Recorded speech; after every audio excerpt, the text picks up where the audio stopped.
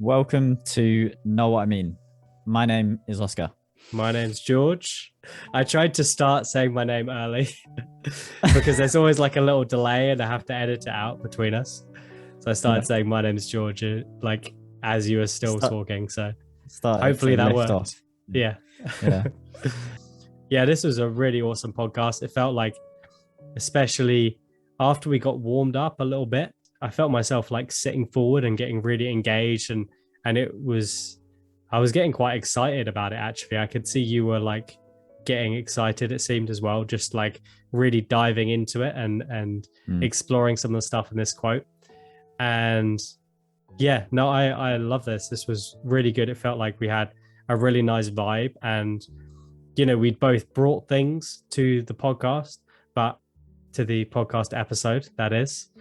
But we were also doing so much of coming up with new things and discussing ideas together. And it went some really interesting places about the benefits of challenging your ideas and how interesting of a journey that can be.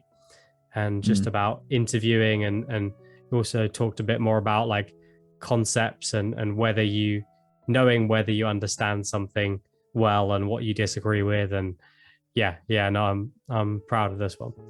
Yeah, we, as you'll probably hear during the episode, like we both think about this area a lot, I think, and we've gone into it in previous episodes, but it definitely feels pretty fresh what we ended up discussing in this one. Yeah, it's funny what we can convince ourselves that we know when actually we really don't know. That was one of the main takeaways. Excellently put. Yes. Great. Well, I hope you enjoy the episodes and let us know what you think if you like it, and enjoy. Let's get into it. The quote for this week is, "You usually learn the most from interviewing those with whom you disagree." And this is by Mary Loudon. So the context for this quote is that I'm reading a book at the moment called Revelations, which is basically this person, Mary Loudon, like she's interviewing priests about and bishops and things about their faith. It came out in 95, so it's a little bit like dated now, but I was curious about I'm generally curious about people's spiritual commitments. So that's kind of why I'm reading it. Anyway, so the context for this particular quote actually is from this book, Revelations, and it's Mary giving a bit of a preface to an interview she's doing with the ex-Bishop of London. And he was completely against women becoming priests. So around 95, that was the time when there was like a lot of controversy about women becoming priests, which they can now become, but there was a lot of opinion. So a lot of this book is around that controversial debate at that time. So she went into this interview like really being quite tense about interviewing this person who had a very anti-women priest kind of rhetoric. And hence the quote, "You usually learn the most from interviewing those with whom you disagree." So she wrote this after she had done the interview. And I wanted to pick this because I agree with it. I also think it's an interesting one. I think it's something that we both will have experience with and actually resonate with quite a lot. And it also felt like one that we hadn't really gone into that much, this area of what can be learned from disagreement and difficult conversations.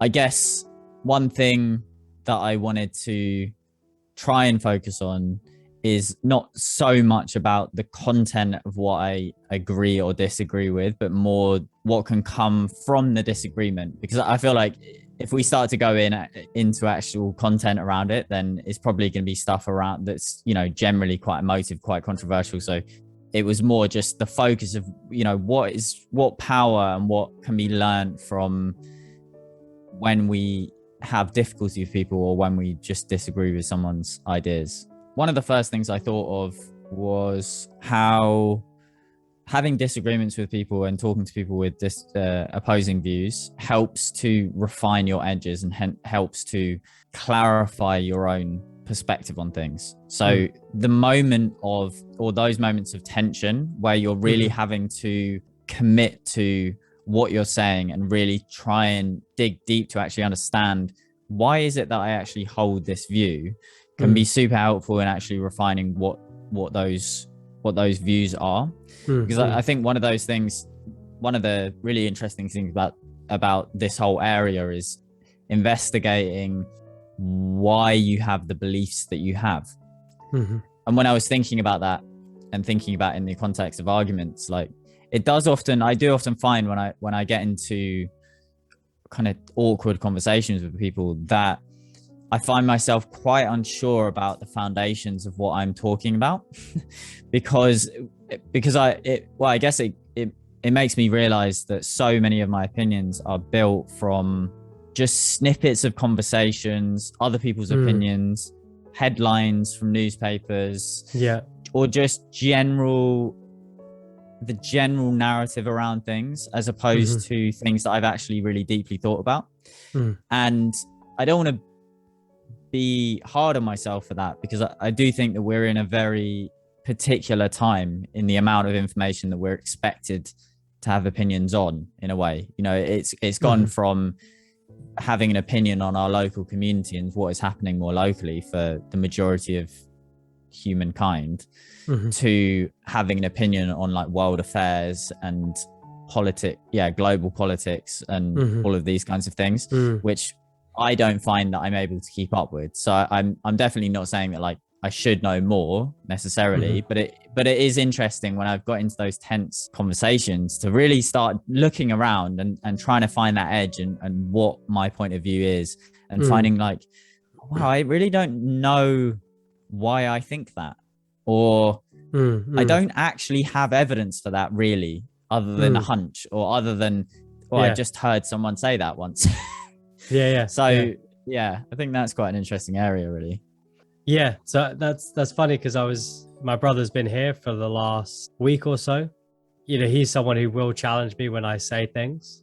So like sometimes when, like I can't remember, the other day I put like a load of olive oil and salt over what we were eating, and my brother was saying about it not being healthy, and I was saying, well, actually, like you get some really good fats from olive oil, and that's perfectly healthy, and salt is something that's actually, you know, not as unhealthy as people think. And it's actually like, especially if you're active and you sweat a lot, like it's really important to have enough sodium in your diet. And that's something that I believe and I've heard. But when he was asking me about it, I was realizing that, you know, all I can say is like, I've heard multiple people on podcasts say it, and it feels like, you know, reputable to me. It seems like people who seemed trustworthy and to know what they're talking about. And they were making a point about the evidence about salt being bad for you is kind of outdated, and that there's newer studies show that it's actually really not a big deal, and a lot more has been made of the negative consequences of it than there should be. But yeah, it did make me realize like, shit, I don't really know the studies. I haven't looked up studies myself, or like I only just know this secondhand really from people saying it on podcasts and me just believing them. Yeah, it can be quite tricky, or you know, it's kind of confrontational to like, you know, you have these beliefs and things that you just do, and I've been living my life like this. But when someone shows you like, well, do you really know? Then it made me think like, shit, I don't really haven't really deeply researched this, but I do feel it's true. So yeah, that what you were saying just really reminded me of that. And you're right that it is good to go through that process sometimes, because it does sharpen you up. It does make you think, actually, why do I believe this? Like, do I have enough evidence to believe this, to change my lifestyle around whatever it is? And that can be really valuable. So I think it is useful to have people who have differing opinions. And that's why I do think it is important to have friends who have quite different opinions, you know, to have friends who are more, you know, left leaning or right leaning, or all sorts of different perspectives. And you know, you can have those people who you enjoy talking with, but you generally disagree with quite a lot of their politics. But I found from talking to people like that they've helped me clarify what I really believe, and it's helped me to speak to them and to explain, you know, the merits of what I think and why I believe some things differently to them. And I think that's such an important thing to do, and really benefits everyone. Yeah, no, I guess there's this whole. I feel us getting into this kind of when you just said like having friends with different opinions. I think it's so like relevant to this quote. But I remember an episode that we did a few months ago that kind of was in this area as well, and I'm quite glad we're sort of going back into it because I do really enjoy it.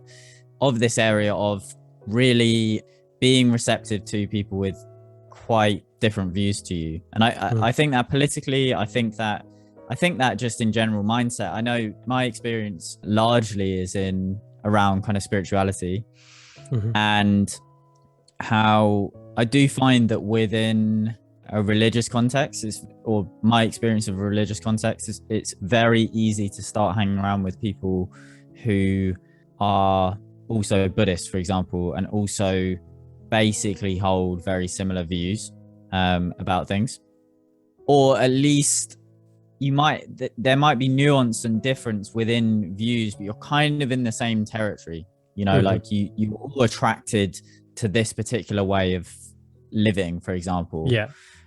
Which is gonna limit like the amount of variation of opinions to a degree, I think.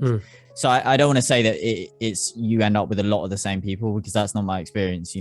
Within Buddhism, for example, like you do have a variation of opinions, but I think that even just when you get down to having a lot of people who have decided that being completely sober is the best way to live, or meditating every day is the best way to live, or going on retreat regularly and treating well-being seriously and all those kinds of things, those are still like quite big similarities in terms of lifestyle, which means that it is going to refine like somewhat the kinds of people that you end up hanging around with. And I know it seems to me that there is a really big like emphasis on this thing of hanging around with other Buddhists, for example. And I think it's a very interesting area. I personally feel quite conflicted about it. I feel like on one level it's very positive, because it means that you're hanging around with people that can encourage you in your spiritual life, who can reinforce positive values that you have. And generally, you there's that saying that something like you are the sum of the 5 people you spend most time with, or something along those lines. And so in that way, then if you've got people that are very deep and committed to their spiritual practice, and those are the people you hang around with, then that can be like a very positive thing. And on the other side, I think naturally it can become a little bit of an echo chamber. You can have certain narratives that go basically unchallenged, or just become so normalized within the Buddhist context that I'm in, that it almost feels difficult to question them, I suppose, which is just natural when you're hanging around with people who share a lot of things, I guess. And so that's kind of my experience, is that there is a lot of, and I guess there is a lot of crossover there between say like in politics and stuff, for example, if you're left wing and you want to hang around with other people who are left wing, because you generally see that the left is the more compassionate side to be on, then you want to hang around with compassionate people. You want to hang around with people that care for other people, for example. Like if that's the view that you're holding, that is fair enough, but also it's going to be really difficult to actually distinguish whether your views are your own and views that you've really thought through and reasoned through and feel actually solid within your mind, or if they're just views that you've adopted, because you're not going to have anyone around you questioning them and putting you on the spot and asking you to really thoroughly, can you please explain, because I feel totally different, can you explain why you think that? And we've all been in those conversations where we're with people with opposing views, and it's very interesting because there is a certain energy to it, which is quite edgy, I think. But I do think it is a filter, as we sort of talked about already. It's like it's a filter to notice if you've got a view that is just adopted because if it's a view that's just adopted, for example, like if I have a particular stance on something that's going on in the world right now, that I've just adopted, if someone comes from a slightly different angle than the newspaper or article I've read, for example, or asks a question that I haven't seen answered before, I'm not going to be able to respond. Like I've just fall short because I don't thoroughly know what I'm talking about. I'm just regurgitating an idea. Whereas if it's gone deeper, if it's something I've actually considered and really mulled over, I'll be resilient enough and be flexible enough to be able to actually defend it from a few different positions. And it's really, it's helpful to have your views questions like that to really refine what it is that you believe. Yeah, no, I've had some interesting situations with that. Somewhere I've been questioned and I've been like, oh shit, like there's nothing really holding up this belief, or it's kind of like a one-sided belief. I think it was Tony Robbins who used this analogy of like a belief being like a table, and you've got like the other beliefs or reasons, which are the table legs that are holding it up. So like to have a belief, you've got all these things that are propping it up. But sometimes people question something and you realize, if you do really self-reflect, obviously the tendency can be just to like try and shut it down or to like attack back. But if you really do reflect, you might realize like, shit, I don't actually know why I believe that. And it might still be that you're right. I mean, I'm still sure I'm right. I'm still going to put loads of salt on my food because I've just checked that belief off, and I'm much happier this way, and I seem to be fine. But it doesn't necessarily mean that belief is wrong because you can't back it up. But it's really worth examining, and it might be that you are wrong, or that there's a bit more nuance to it than you realized. But conversely, I've had it where I've been asked about something a little while ago about sort of meditation and things like that. And I remember being asked and being kind of surprised about how well I could talk around it. And actually a better example is jiu-jitsu. I've noticed that before, where like someone's asked me about a position. I've been teaching a jiu-jitsu position, and I'm able to explain all of the reasons why you should be doing the position like this. Maybe I'm sure there's levels and levels to it of, people much more experienced than I, but at least for this level, I could explain all of the reasons of why you've got your hands in certain places, the principles behind the position of why you want to do it, what your goal is with this position, how you're trying to hold them, how you want to have your weight, all of these different things. And it is like it felt like it's a three-dimensional thing that I understand. And it doesn't matter which way you spin it round, because I understand the concept. I can explain it in any different way. And that ties in perfectly to the previous, a few episodes ago, when we talked about conceptual network and how that's different from language. So I've got a concept of that particular move in jiu-jitsu, and I understand it conceptually. So I can explain it verbally or visually or any sort of way. I can express that because I understand it. Whereas there's some things which are beliefs where it's not really a belief. It's more just like a sentence, or like, I believe that salt isn't actually that bad for you. Like, that's it. There's nothing more to it than that. It's just like, saved in your mind almost as like a string of text, as a belief. Yeah. But there's no concept around it of why it's not as bad, how it affects your blood and all these different things. And that is when you fully understand something. And through that questioning and examination from someone who doesn't agree with that, you can actually start to realize how well you understand this thing and how solidified it is. There's something really interesting in here that I've just been thinking about. So it's because I think what you were talking about there, and it really is a great example with jiu-jitsu, because it is something physical as well. I think that does help somehow. So you are able to have that three-dimensional perspective because you've done the move physically like many times. You will have been explained why it's a good thing, and you will have and that would have been repeated.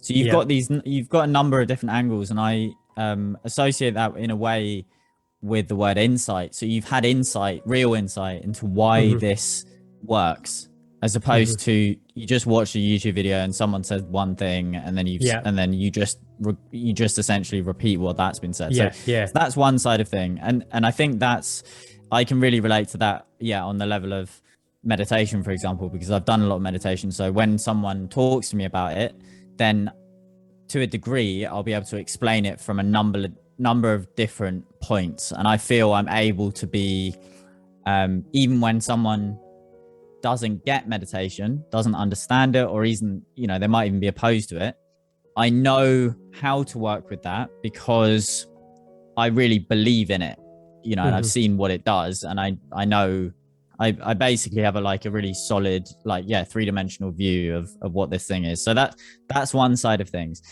Another side of things, which I think is really interesting, because in a way what we've talked about now is this three-dimensional view, and on the complete other end is a very shallow one-dimensional view, literally just repeating what you might have heard or read about something, right?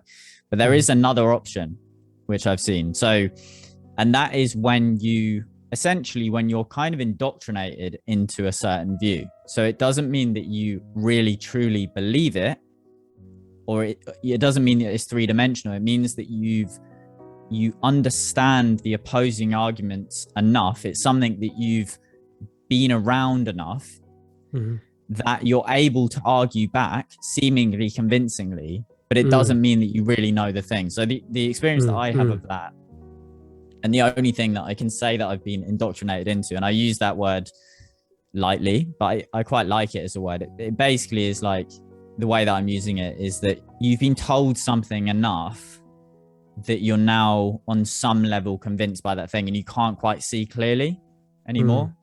You don't really have an objective view of it anymore. You've taken something on because you've been in a context in which it's sort of convinced you, but it's not from a place of insight. It's from a place of indoctrination. It's from this place of kind of repetition. And that the context for me in that is graffiti. So because I started doing graffiti really young and hanging around with people who do graffiti really young and watching a lot of YouTube videos and reading magazines and doing all of these things, a lot of the content and a lot of the stuff that I was hearing was repeated justification for vandalism, basically. So, for example, painting trains is a big part of graffiti. That's like, the mecca of illegal graffiti is painting on a train. And so a lot of the stories around that, because you have a lot of people who are perfectly normal, compassionate, educated people who paint on trains, right? And on some level, they know that it's disruptive and quite frustrating for people that's being done, because you're having to break into train yards to do it. You're painting potentially over the windows of the carriages, which means that people can't see out when they're on the train. There's like a number of reasons why it's basically an antisocial thing to do. And yet it's just so part of the culture to paint trains that people want a justification for it. Yeah. So what that might look like is like, for example, when people get put in jail for graffiti for painting trains, the British Transport Police say that it costs hundreds of thousands of pounds to clean trains, right? And so one of the justifications would be like, that's fucking ridiculous. Like, where are you getting that figure from? It's a bit of paint on the side of a train. Like, just fucking clean it off. Like, it's not costing hundreds of thousands of pounds. That's bullshit. And since I don't believe that, I don't really believe anything you're saying, right? Yeah. It's like, and then another one, it's just like, you're literally putting someone in jail for putting paint on a surface. And the way of putting that is like to really simplify it and make it sound childish, right? And not take into account that it is very disruptive, and it is expensive to clean, right? Yeah. But me growing up, like, I just adopted beliefs like that because older people were telling me that, and that's what I was reading all the time. But I hadn't actually thought through my argument, really. I was just repeating things that I've heard. But the issue, the thing that about it, right, is that I, for example, would be painting a piece in the street. You know, I'd be doing a legal wall, and some random middle-aged person would come up to me and start talking to me about graffiti, and they would say, you know, I hate it when, you know, I see graffiti on trains, or I hate when I see tagging, for example. That's like a really common one. And this is something I've thought about a lot, like, as in, I've been repeated these ideas around tagging or painting on trains loads. I've taken on so much information about that, whereas the person I'm speaking to has hardly thought about it at all. They've just very quickly decided that that looks ugly. Yeah. So if I get into a debate with them, it's likely that I'm going to win it because I've got so many like different arguments that I can bring in from simply just being in this context for much, much longer than the person I'm speaking to. Yeah. But it doesn't mean that I really know or believe what I'm talking about because I haven't thought it through very much. It just means that I'm in a context where these arguments have been repeated enough times, basically. And I think that can be really similar with loads of things, to be honest. Like, you know, I'm thinking around politics, and I'm thinking around, for example, like people driving really loud, like mopeds down the street, like my street and things like that. They do it all the time. So if I was starting, you know, and say, why are you doing that? They're going to have their own kind of reasons why they're doing it. And I've hardly thought about it. So they probably would, they would kind of, their argument would be more convincing than mine because they've considered it for a lot longer, even if what they're saying is kind of bullshit. Yeah. So that's another kind of aspect, is like when you've got a much more thorough selection of arguments based on the context you're in, but it doesn't actually mean that you have a deep insight into what you're talking about. Yeah, that's such a great point, actually. And I think one of the most infuriating things actually is if you haven't thought about something a lot and or as in depth, and you haven't got all of like the talking points, and you speak to someone who has an opposing view and has all of the right things to say, and you really feel like they are wrong, but there's no way you can beat them in this argument because they, you know, they clearly have just thought about it much more, and they're much quicker to just say all these talking points and cut down any, you know, any holes in what you're saying. It's a very frustrating thing. And everyone's been there. Exactly how everyone knows how that feels, you know, being like you just know, you just spent so much longer thinking about this, but I know that what you're saying isn't true. I know that it could all be pulled apart, you know. And when people bring out studies or bring out things like that, and you're like, I don't know where they've come from, you've just got them in your brain somewhere. But like, you know, like I'm not going to go and try and prove it now, you know what I mean? Like it's tricky. It's funny, actually, just when you were talking, it reminded me of my little brothers who play Fortnite. And a little while ago, but kind of during the pandemic, I thought it'd be fun to just play a bit of Fortnite, and I played with them a few times. And I was saying like, oh, this game's so cool, like the map's awesome. And they're like, oh no, it's not like it was back when we had Tilted Towers, which was like the specific location in the game. And it's just, they just had the, you know, I was like, oh really, what was better about that? And they were just like, oh no, it was just much better then. And like, they had no reasoning for why it was, but it's like just a generally accepted thing about certain seasons of Fortnite being the best, certain things that the, you know, people who run the game shouldn't have done. It's just so funny to hear them say that. And it's clearly just like I bet if you asked any other child at their school, they would say the same things about which seasons are good, which gun they should bring back, which gun sucks. Like there's going to be a bit of variance, but there's going to be a lot of that is just going to be the same, which is just like that indoctrinated of like what is wrong with the company. And yeah, no, it's quite amusing, those things.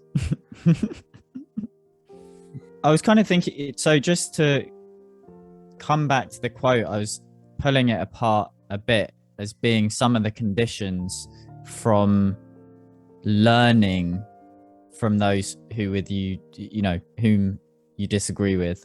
And I just wanted to dissect that a little bit.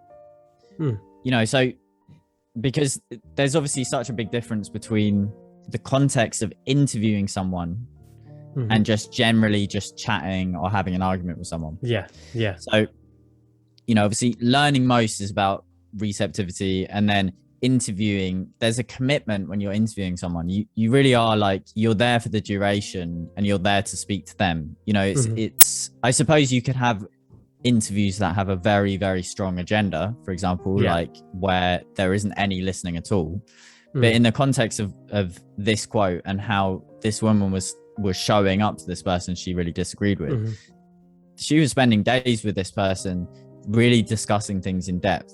So with that is a willingness, basically an openness, being willing to have your views changed somewhat, if what the person's saying actually makes sense. But that, I suppose you can't just go in assuming every single thing that they're saying is wrong, because then there's not the receptivity there. And then there isn't learning. It's really difficult to learn in the context like where you're just totally blocked off. So I suppose that can happen in arguments that we have with people. And I'm curious about your experience and other people's experience of what actually happens when we go into those situations. I think it doesn't happen very regularly with me, because I don't get into a lot of arguments, but it's like, one thing I've noticed is that I have a very strong desire to win. Like I want to be right about the thing that I'm saying, but I also have a really strong desire to not be caught out as bullshitting as well. I don't want to run with something I'm not completely sure about. Because it's so easy to just once that's been caught out, if you're not really sure about what you're saying, then it's a case of just like they either see that or they don't. But if they do see it, then it's kind of over, really. Because you've shown that you're not actually being honest when it comes down to it. So that's kind of a process of me when I get into arguments. So that's kind of happening, is that like tension between like wanting to be right and then also like not wanting to get it wrong. And I think those two are sort of cancelling each other out to a degree, which means that I'm not just attacking and just because I feel like within that attacking mode, you either have to know something all the way through with like no shadow of a doubt, or you're gonna kind of bulldoze and you are just going to end up being dishonest. Like it's going to be really difficult to be completely clear while you're also really, really pissed off at the same time. So I think, so, and at that point, I guess you have to be really aware of what that person is saying and quite quick to really see, like, because you're both like high energy in your body. I mean, that's my experience. It's tense. There's friction. And you're really trying to be very aware of what is this person saying, and like, is there holes in it? Basically, is it true? Is it not true? Is there a way that I can show that this bit is incorrect or whatever? And so there is quite an interesting thing that happens in those moments. And I don't know how much more I would say on that, but it's interesting to investigate, really. And I think that actually a lot of the times arguments and those sorts of kind of discussions, which can get a bit heated, quite often that's not really the best way to like change your mind or to really think about things, at least for me, because it's so easy for it to get into a thing of trying to win. And as soon as it gets out of you both being completely honest and trying to communicate with each other, as you know, I feel it as soon as the person I'm with starts to be combative or starts to try, and I start to feel like they're trying to trick me or manipulate me to win the argument, then that just shuts me down and makes me less open to their points as well. and just makes me want to try and win. I think that's often not actually the best way to have discourse. Sometimes, at least for me, I would prefer to do it through writing or through, reading and trying to synthesize that and really think about it, because then I feel like I can easier to look at the different ideas and not lose face, because you're not in front of someone or in front of multiple people admitting that you're wrong. At least you can actually look at the evidence and take your time and not just be caught up in traps. So yeah, I think a lot of times that's optimal. I just wanted to actually circle back to what you're saying about the goal of going into an interview and, being ready to be challenged or to be wrong. And I actually think for me, what I've always thought with interviews and good interviews is that like, it's not even focused on who's right or wrong. I just see it as finding out why this person believes the things they believe. It's really about finding that why. And through that, you might uncover the holes. So you can, you've got to go there and, you can ask them a question and you can see maybe they answer a slightly different question. They don't really answer what you told them. And then you can see, okay, there's a bit of a problem there. We either need to reformulate the question because they haven't understood it and they didn't want to admit that they didn't understand it, so they just went off whatever, or they're purposely trying to avoid that question. So those are the things as an interviewer you need to get into and really find out, why do you believe this thing, and catch those things when someone's trying to bullshit you a little bit, if it's an interview where they might be intentionally being dishonest. And often people can just be, not quite being true to themselves or just haven't fully thought through something. And as an interviewer, I think it's important to probe on those things, to notice those little snags, notice those maybe little holes in the logic or whatever it is. And that's not necessarily to try and trick the person or make them look silly, but it's like a rigorous examination of their knowledge and what they understand. So you can see for yourself, like, okay, this person believes this thing that I disagree with, and their reasoning is that because it says something in the Bible, that's why they think it's bad. And you could then make the decision, okay, I understand now why they don't think women should be priests. I still don't agree with it. But now you understand why it is. Yeah, no, I was just going to mention that actually, because that is the context of, well, a lot of the interview with this guy is that essentially what it comes down to is that, Jesus had male disciples, and if Jesus is the Son of God, then it's not about what's culturally, normal at that time. Like Jesus would just pick a mix of men and women because Jesus is the Son of God. It's not like he's not conditioned by society in the way that we are. So it's as simple as that. And when you come down to that argument, then it's quite simple, really. It's just like, oh, you see that Jesus is, well, he's not influenced, like he's the Son of God, so he's not influenced by society at that time. I don't believe that anyone is free of being culturally conditioned. And those are the fundamental differences, is that, one person believes that this is the Son of God and the other person doesn't, essentially.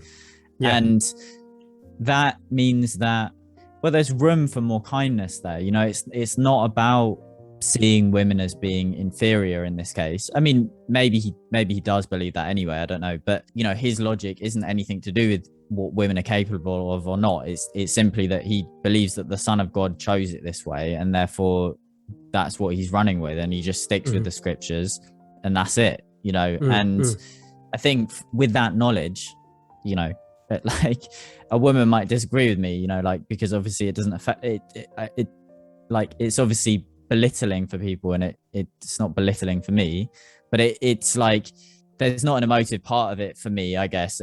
But it's still, I think everyone would feel more, that there would be more compassion available and more empathy available with that information, because you can just see, we just have like very different views about like who Jesus was, for example. And and that's the hub of it. Like, and I think that is why she came away from the interview feeling like she was expecting to have a lot of issues with this man, and actually she found him quite nice, you know, but just with flawed logic as far as which she was concerned.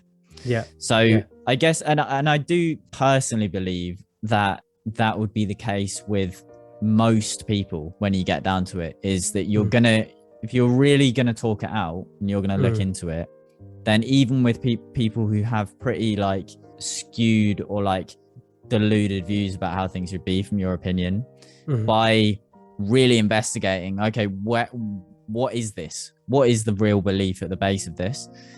You would come away and think like, you would essentially have more empathy. There would be more connection between you and that person. And I think this is a really big part of this conversation too, is I don't think people want that. Like, I think that I want that. I want to be able to find the connections, even with people with really like difficult views that I really disagree with. I want to be able to find a connection there.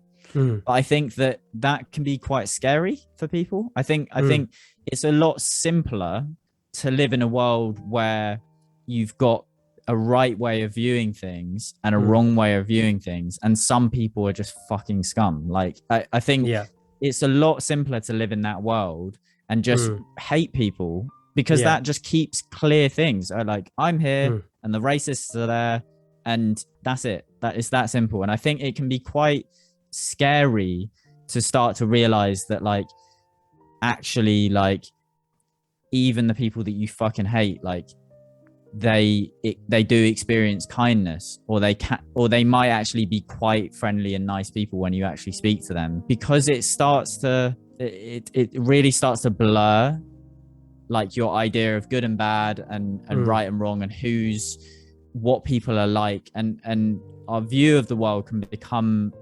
vaguer and more difficult to really define. And I think that's quite scary. Well, it's time for a Hitler example, I think.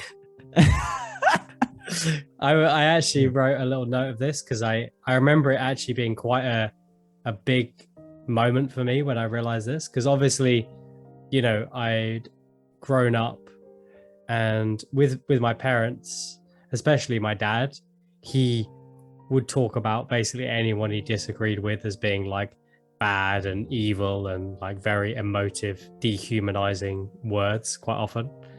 And I remember having this weird moment as a child where I was like, wait, Hitler probably thought he was a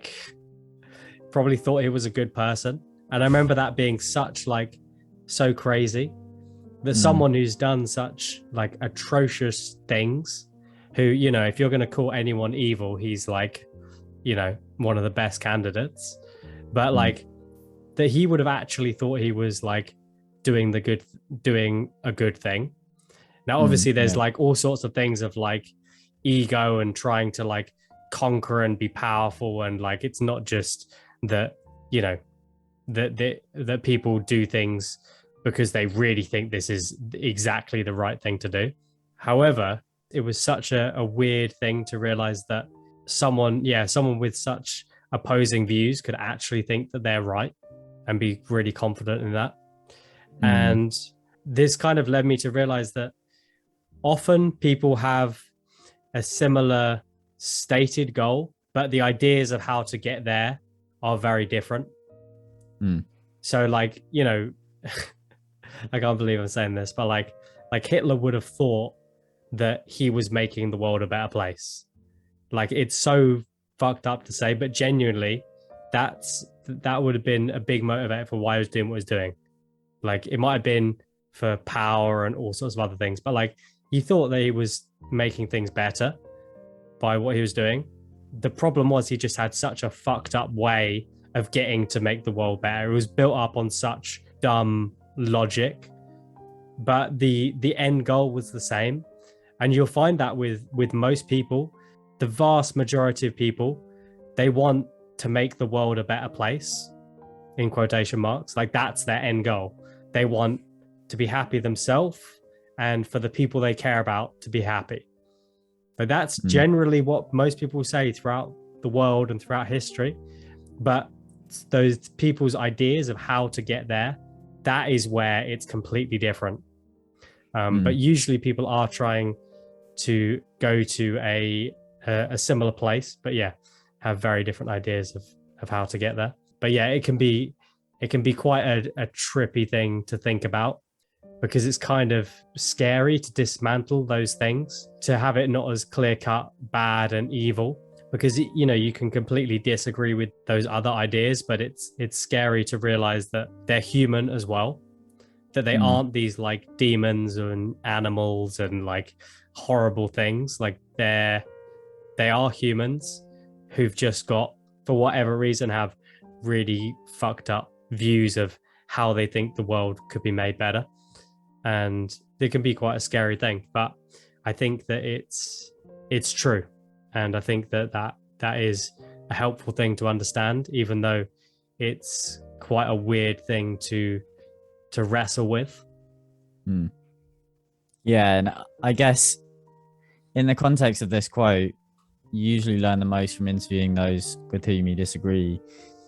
I mean, I think she probably learned a lot generally in this interview, more nuanced things, but I think the fundamental would have been that she really just assumed that the person she was meeting was going to be an arsehole, and actually spending time with them realized that he's quite a nice person, just has got very outdated views or just opposing views to her, but actually was like perfectly friendly and nice. And that fundamental thing of, I guess there is the main view that is being looked at with that is our assumptions of what people are going to be like based on their ideas about things. And the fact that often what you learn from those with whom you disagree is that they are people and there's a human there, and there is some logic to what they're saying. And even if you don't believe it yourself, they genuinely do. Like, they genuinely believe that it's true, and they believe that the world would be better if these ideas or this perspective was taken on by more people. I think sometimes we take the examples of like psychopaths and sociopaths and assume that that's a big chunk of the world is like sociopathic, basically, that they don't have empathy and they don't and they actually are cruel and want to hurt people, and they really, really don't give a shit about other people. And that is a fraction of the world. Like, a very small amount of people are cruel for cruelty's sake or genuinely have an intent to harm. Like, there's such a small amount of people, but I think it's very easy to assume we're dealing with like in the news at the moment, with the Taliban and things like that. It's like that these people that we're seeing, like huge swathes of people, holding like AK-47s. We've just got like a ton of, psychopaths, people that really are intent on hurting and destroying the world. And it's just not statistically true. It's just not going to be, there isn't that many psychopaths in the world to make that figure up. It's about the ideas that they hold. Like, who are these people? Do they have families? Do they care about people? Do they genuinely believe that what they're doing is right? Of course. And that is much more scary to acknowledge that. Like, that terrifies me in a way. It's so much easier for me to just assume that these people are shit, horrible people. Like, that's a much more easier, it's a much easier perspective. But of course, that's not true. These people have just taken on some like really warped views of how things should be and have been indoctrinated into a certain way of being. And I have my own experience of that on a very like minor level. I know how that feels to just take on ideas from peer pressure and from what you're reading and what you're surrounded by in the context that you're in, to just take it on and not really question it. Yeah, I just wanted to say that there was this really good interview with a guy called Roger Reaves, who was one of the key people in the Medellin Cartel, which was like Pablo Escobar's drug smuggling organization or group. And it's really incredible. He really does seem like a good guy in a lot of ways, you know, like very strong character, very kind, very clear code of ethics. You know, he was smuggling all these drugs and responsible for so much bad shit happening. But he's got logic and reasons why what he was doing wasn't so bad. And it was just so interesting to hear someone who had such different views and had lived this incredibly crazy life. And it was really beautiful hearing, you know, the love story about him and his wife. And it's a podcast on the Lex Fridman podcast with Roger Reaves. I'll leave a link to it, but I would recommend that. It's an excellent episode. That seems like a good point to wrap up. Yeah, let's move on to I've got the quote for next week here. And lovely. It is from Einstein, no less. It goes as follows. There are only two ways to live your life. One is as though nothing is a miracle. The other is as though everything is a miracle. So have a good ponder over that one, and send us any messages on Instagram to knowwhatimean.podcast. If you enjoyed this, then please give it a share. You know, at the moment, we're just trying to get this out to as many people as possible. We've been doing it for quite a while now, and it's so cool that we've got regular listeners. And whenever you guys help get it out to more people, that makes such a difference, because you sharing it with one person or two people or, you know, multiple people, whenever you think of it, all of those people might end up sharing this podcast with other people, and they might really enjoy these conversations. So you guys are like really the very first core people listening, and you're actually going to end up like having an impact on the whole network of people that end up listening to this podcast. So it's awesome that you guys are here, and it would be great to see you know, the network spread and to reach more people with the podcast, because I'm really happy with it. I'm really enjoying it, and these conversations are meaningful to me, and I hope they are to you guys as well. So yeah, really appreciate when you guys share. Have a good week, and we'll see you next week. Peace. See you next week.